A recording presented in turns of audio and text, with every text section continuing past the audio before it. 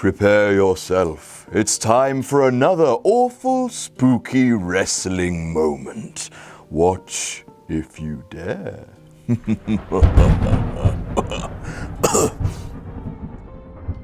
What would you do to your very worst enemy in the world? Would you punch him in the face? Would you serve him in a rap battle or dance-off?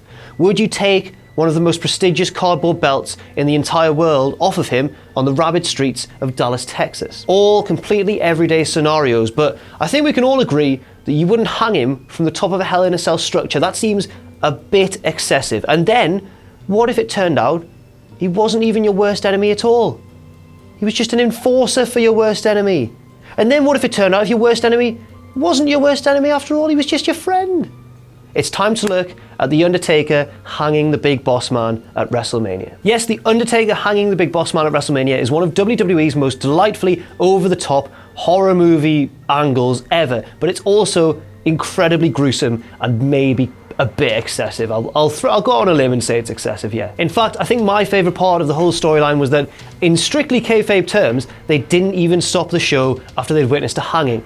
In the storyline, they basically carted Bossman off to the back, he may be dead, and they just threw Austin and Rock out there to compete in the main event, which was a fantastic main event, by the way. Another favourite part of this is the fact that Bossman didn't even need to be hanged, because this came in the midst of the feud between the corporation and the ministry, which of course was then revealed to be the corporate ministry, which meant that they were working together all along.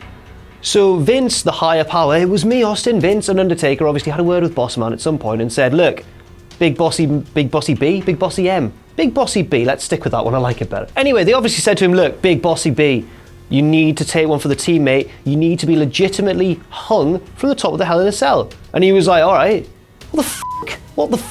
And of course, needless to say, The Undertaker did win the match as well, just in case you're wondering if he'd lost at WrestleMania. Of course he hadn't.